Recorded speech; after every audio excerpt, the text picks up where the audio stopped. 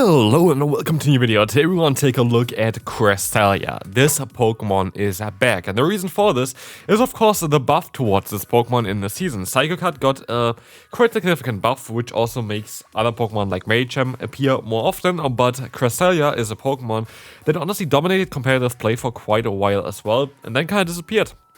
Without actually ever really getting nerfed, it actually only got buffed in the meantime as well, because, okay, Cresselia got nerfed one time, and there was one time where Cresselia was absolutely broken, where Moonblast had like, I think, a 30% chance of dropping the opponent's attack, which was ridiculous, but yeah, nowadays, of course, this got changed quite early on. Still, Cresselia was winning a lot of tournaments as well in the Play Pokemon tournaments there, but now we're going to take a look at Cresselia again, because it got changed, because it got another buff, and that buff is quite significant as Psycho Cut is now doing quite a bit more damage, and this is going to put Pokemon more on range, but also the meta itself shifted towards a meta that Cresselia would kinda appreciate, as there are quite a lot of Pokemon that are going to be weak to the grass typing, while grass types itself are not that strong right now.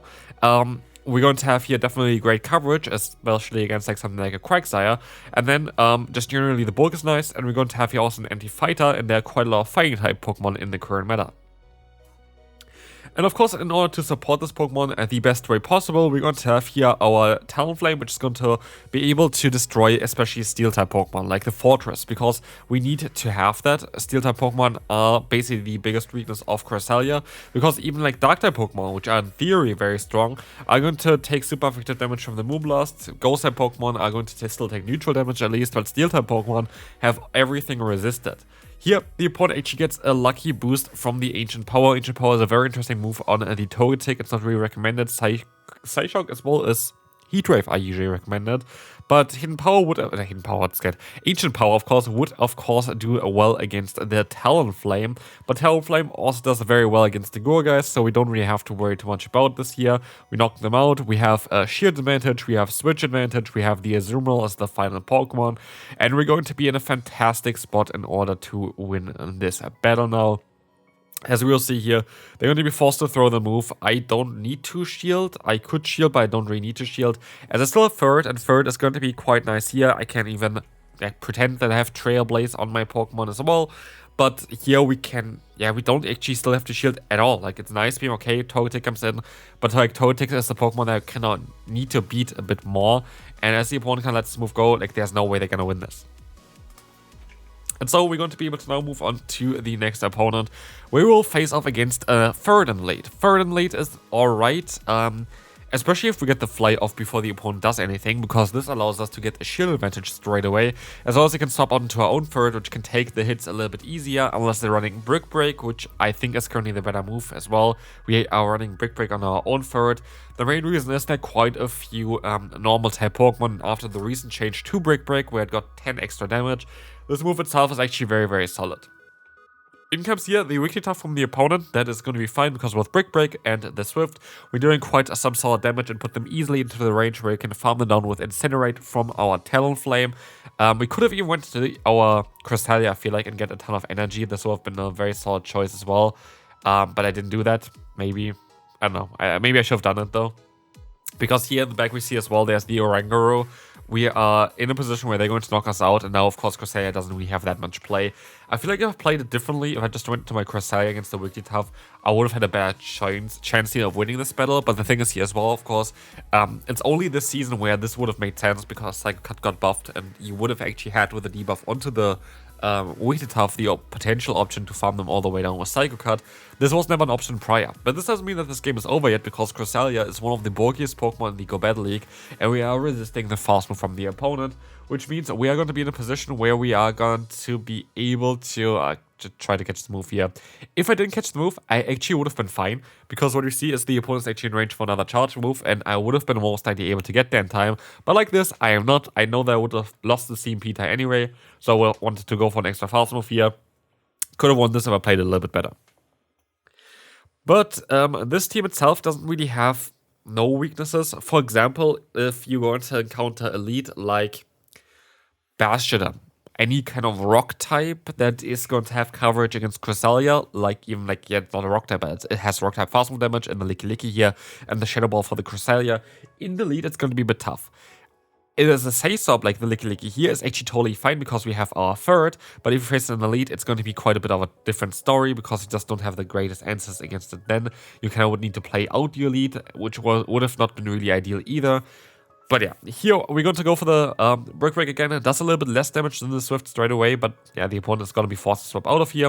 And they're going to go to the Annihilate. And as Annihilate is going to be great for our both Pokemon that we have left, I'm not really too worried. But then I was thinking, okay, which Pokemon is better against, like, which one here, basically? We're going to have the Wigglytuff still left from the opponent. I was thinking, okay, Cresselia is actually the better Pokemon against Wigglytuff. Wigglytuff got a little bit of damage already on it, so it might be even in Moonblast range. And here, of course, we are resisting the fast move, and the charge move is just going to be neutral, so we were able to take a hit as well from them. And of course, at this point, we're going to be in a position where we're definitely going to be able to win. We got them low. We are going to be able to go for the Fly as well, which is going to force the final shield from the opponent, guaranteed. And we can stop onto a Cresselia, and this game is over. Good game. So, again, Cresselia is just here to lock in the opponent's final Pokemon, and it works out beautifully. Ninetales Elite is, of course, a fantastic lead, but here as well, we're going to see the Cresselia coming in. Cresselia is going to be weak to the Grass Knot. Grass Knot comes through, Grass Knot is going to knock them out straight away, or they're going to force to be using a shield here, which is also fine. Well, yeah, no, they're going to get some damage onto me. We can actually take 2 Stone Edges from the opponent, no problem. So we're not even in a position where we would need to shield here at all, as we can go for the charge move now just to try to knock them out or get like somewhat of an advantage. And we knock them out here. We have a shield advantage, we have switch advantage, but they're sadly running Powder Snow. Why is it so bad for me? Because they're going to get a ton of energy, and of course Alolan Ninetales only recently got access to Chilling Water thanks to the Community Day, and this would be super effective damage against our Talonflame. They go for the Weather Ball here though first, they swap out now into the Jellicent, and we just have our Ferret, and that is kinda game, I think. While Furret doesn't really have a good coverage move currently against the Jellicent because of what we are running, we don't run Trailblaze, we're still going to be able to debuff them here straight away with a Brick Break, and we can go for a nice full farm down against the opponent. This is going to work out beautifully. Like, there's nothing that they can really do here. They're very likely going to try to swap. They don't. Yeah, we're going to win. Like, there's nothing they can do. We can just go for the Brick Break to debuff them, and then one Incinerate, and it should be it. But they let the move go through anyway, so it's going to be a good game. Next opponent, Magnezone on the lead. This is actually where I want to face this Pokemon. It's just generally a very tough battle. I didn't want to swap out of here. I really didn't want to swap out of there at this point anymore. But we just swapped at the same time. We kind of were locked in already.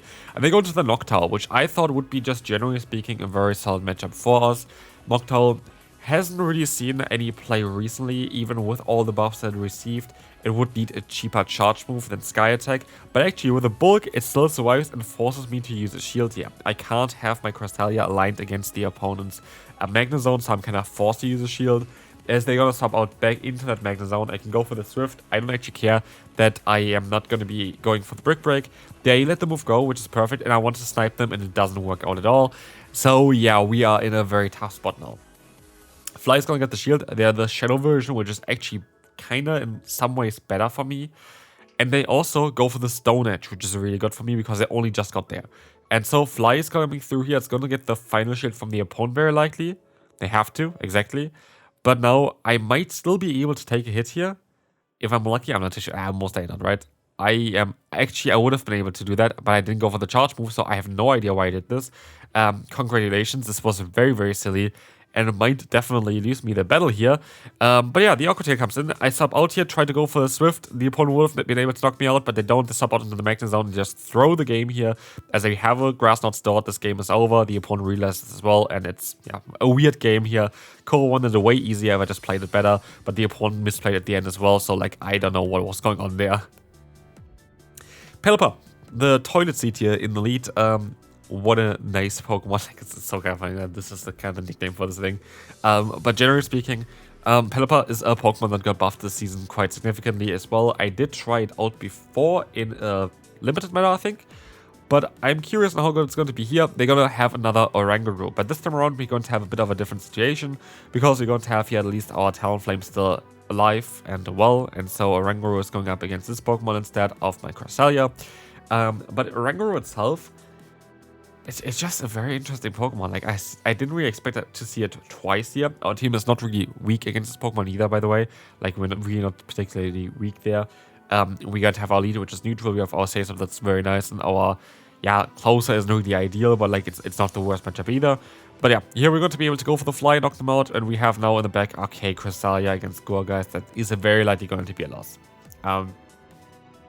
The team is very good against Gorgeist. It's just that the opponent just had always kind of perfect alignment. But they also caught this move here beautifully. So like, yeah, shout out to you. That was a nice one. I couldn't really do anything here. They're still going to get to another charge move, but I needed to get some energy here first. This was my only way of having a chance of winning this battle. But as you will see here, the Gorgeist comes in next. We're going to be able to go for the Moonblast against the opponent. And this is going to get the shield. And we try our best to catch the move. It doesn't work out. They're going to go for the knockout. And I nearly even reached another fly, which would have been funny if I just, I think, unaligned my fast move with the opponent and maybe would have been able to reach a fly and knock them out there. So very close losses so far. And we're going to have here the next opponent running the Clodsire. And I just go straight for the Brave Bird as usually what I do. But here in this case, the opponent gets to the move first. It's usually the Stone Edge, which just knocks me out straight away. A lot of times they gotta stop out afterwards. In this case, they don't. I can go for the Brave Bird, I can get a ton of damage onto them, and I can just swap onto my Furret now. The opponent stops out with the energy stored, but they go into the Gust Load, and this is again a reason why I like the Brick Break on Furret currently the most. I think this is the best moveset on this Pokemon. You are not stuck here really, you're going to be able to pressure the opponent straight away, thanks to the debuff as well here. We're going to have a Swift now coming in, and like the opponent's kind of forced to use a shield here if they want to align themselves, which would have, okay, yeah, they don't want to align themselves apparently, which would have not been the case as well. Of course, if we had Trailblaze would have not helped us at all here. We would have needed to go for double Swift, and we definitely would have not put them into the range here.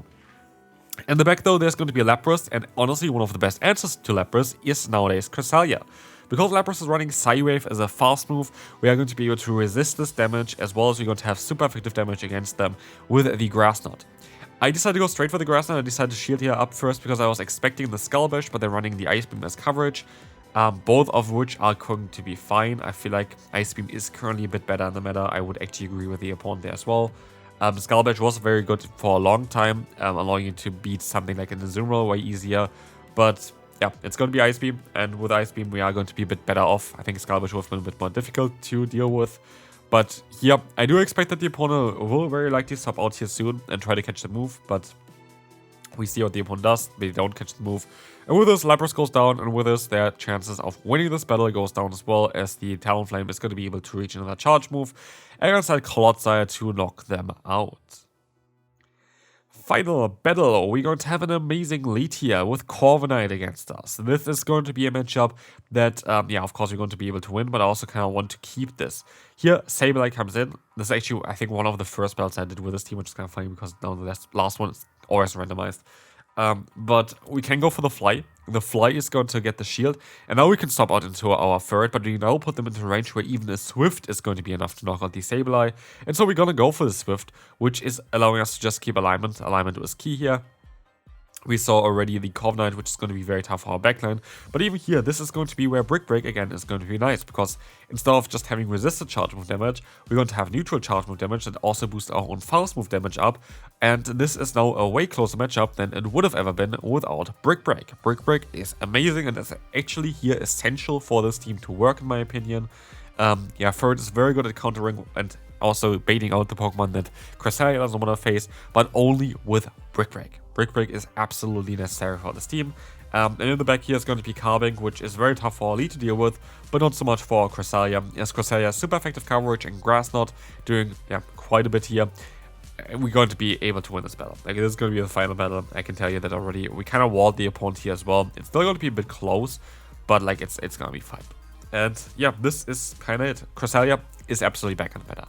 Like, this Pokemon is fantastic for you to run. If you want a safe option for the current Go Battle League meta, Cresselia is the Pokemon you want to run. The team itself was really, really strong. I really enjoyed it. I think it was a fantastic team just generally to play. So yeah, I would recommend you this team. Absolutely. This was a very solid team. If you have a Cresselia to play, this is going to be it for you. And that's going to be it for this video. Hope you enjoyed, and I'll see you then. Bye-bye.